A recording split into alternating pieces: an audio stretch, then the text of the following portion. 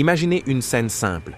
Une conférence de presse, une table, 2 bouteilles de Coca-Cola bien visibles, puis entre Cristiano Ronaldo.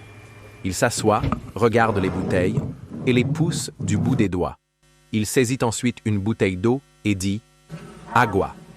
Un geste de quelques secondes devenu viral en quelques heures. Mais derrière cette action anodine, c'est tout l'équilibre entre sport, business et image publique qui a vacillé. Ce geste, ce rejet d'un symbole mondial du capitalisme sucré, a secoué l'industrie du sport, les marchés financiers et même l'image des athlètes eux-mêmes. Aujourd'hui, on va décortiquer ce moment.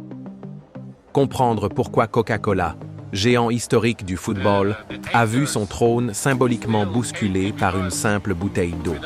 Et surtout, pourquoi Ronaldo a peut-être ce jour-là redéfini le pouvoir d'un footballeur. Depuis les années 70, Coca-Cola est omniprésent dans les compétitions sportives. La marque rouge et blanche a compris très tôt que le football est plus qu'un sport.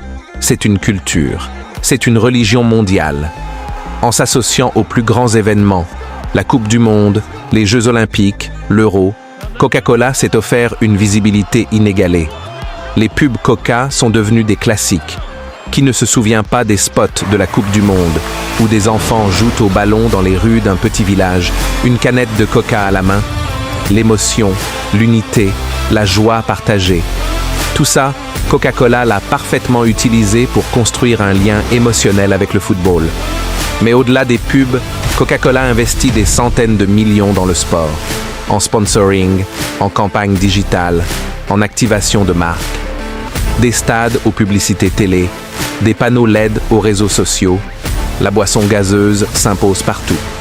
Coca a façonné l'image du football moderne. Et il a aussi, parfois, brouillé les lignes entre performance et consommation. Car associer un soda sucré à des athlètes d'élite, c'est aussi vendre une illusion. Une contradiction qui, jusque-là, passait inaperçue.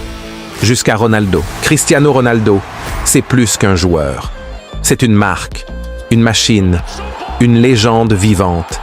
Mais c'est aussi un homme obsédé par l'excellence. Depuis ses débuts au Sporting Portugal jusqu'à son apogée au Real Madrid, CR7 s'est imposé par sa rigueur. Entraînement acharné, alimentation stricte, sommeil contrôlé. Chaque aspect de sa vie est calibré pour la performance. Il a toujours refusé l'alcool, évite les produits transformés et suit un régime d'athlète quasi militaire. Pour lui, son corps est son temple. Et ce temple ne tolère ni compromis, ni mensonge. Lorsqu'il voit 2 bouteilles de coca devant lui, il ne peut pas les ignorer. Ce geste, les repousser, n'était pas prémédité. C'était instinctif. Une réaction logique pour un homme qui incarne la discipline absolue. Ronaldo sait qu'il est observé par des millions de jeunes. Il sait que son influence dépasse le football. Et ce jour-là, il a fait passer un message. Clair, simple, sans filtre, la santé avant le marketing. Mais ce geste courageux n'a pas été sans conséquences. Peu après cet épisode, Ronaldo commence à perdre son statut de numéro 1 mondial. Non pas en raison de ses performances, mais en raison d'un changement subtil dans la narration médiatique et commerciale. Les projecteurs se tournent davantage vers d'autres figures plus compatibles avec les grands sponsors. L'image d'un Ronaldo rebelle, fidèle à ses valeurs, commence à déranger certains cercles d'influence. Et peu à peu, il perd cette place d'icône universelle qu'il avait pourtant méritée sur le terrain. Nous sommes à l'Euro 2020. Ronaldo entre en salle de presse après un match. Devant lui, 2 bouteilles de Coca-Cola, posées là pour des raisons de sponsoring. Il les regarde, les prend, les écarte. Puis, il prend une bouteille d'eau et dit « Agua ». Le geste est filmé, partagé, repris des millions de fois. Les réseaux sociaux s'enflamment.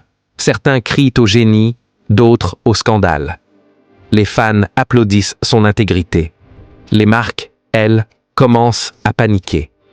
Le plus incroyable, le lendemain, l'action de Coca-Cola chute en bourse. Elle perd près de 4 milliards de dollars de valorisation en quelques heures.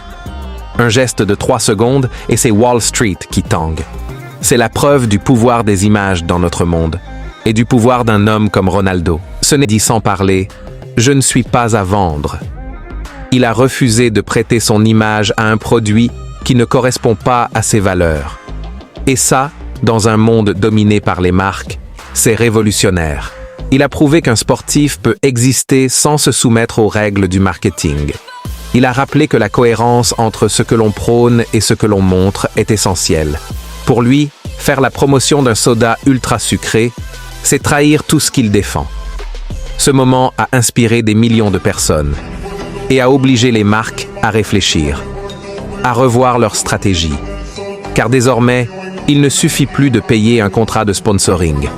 Il faut aussi être en accord avec les convictions de l'athlète. Pendant des décennies, Coca-Cola a construit son image grâce aux stars. Des footballeurs, des basketteurs, des chanteurs. Tous unis sous la bannière rouge et blanche.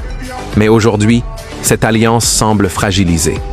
Les nouvelles générations de sportifs sont plus conscientes, plus responsables. Beaucoup refusent de s'associer à des produits jugés néfastes pour la santé. Ils veulent incarner un message cohérent. Être de vrais modèles. Des athlètes comme Novak Djokovic, Serena Williams ou encore Lionel Messi ont aussi adapté leur image. Moins de produits industriels, plus de valeurs personnelles. Mais Messi, justement, cristallise une autre polémique. Son image, trop lisse, trop protégée, alimente des débats. Lors de la Coupe du Monde 2022, beaucoup ont remarqué le nombre élevé de pénaltys accordés à l'Argentine. Certains ont dénoncé un favoritisme évident. Et quand il a reçu le Ballon d'Or en 2023, malgré une saison discrète en club, de nombreux fans et spécialistes ont crié à l'injustice. Ce contraste entre un Ronaldo intègre qui défie les marques et un Messi qui semble favorisé par le système renforce encore l'image de CR7 comme héros de l'authenticité. A-t-il été sanctionné? A-t-il perdu des contrats? Non. Au contraire, son image s'est renforcée.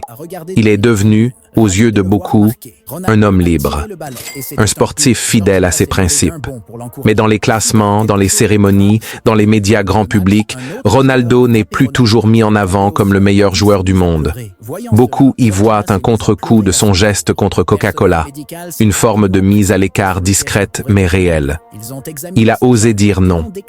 Et dans un monde où tout se monnaie, cela a un prix. Ce prix, c'est peut-être la perte symbolique de sa première place, pourtant acquise à la sueur de son front. Ce geste lui a peut-être coûté un partenariat, mais il lui a offert un respect immense et une crédibilité encore plus grande auprès des jeunes, des parents, des éducateurs. Il a montré que l'intégrité a plus de valeur que l'argent. Aujourd'hui encore, cette séquence est utilisée comme exemple dans les écoles, dans les formations de marketing, dans les débats sur l'influence des célébrités.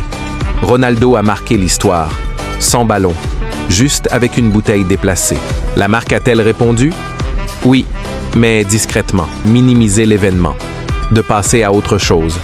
Mais la trace eau aromatisée produit quelque chose à changer. Coca n'est plus intouchable, plus neutre. Il est devenu un symbole de l'ancien monde. Et Ronaldo, celui du nouveau. Un geste. 3 secondes. Un footballeur pouvait défier un empire. Qu'une star pouvait choisir ses valeurs plutôt que l'argent. Il a changé la perception du sponsoring. Il a poussé les marques à s'interroger. Il a redonné du sens à la parole des sportifs. Coca-Cola continue de régner sur le football. Mais plus comme avant. L'ombre d'une bouteille déplacée plane toujours et rappelle que même les empires peuvent trembler face à une simple bouteille d'eau.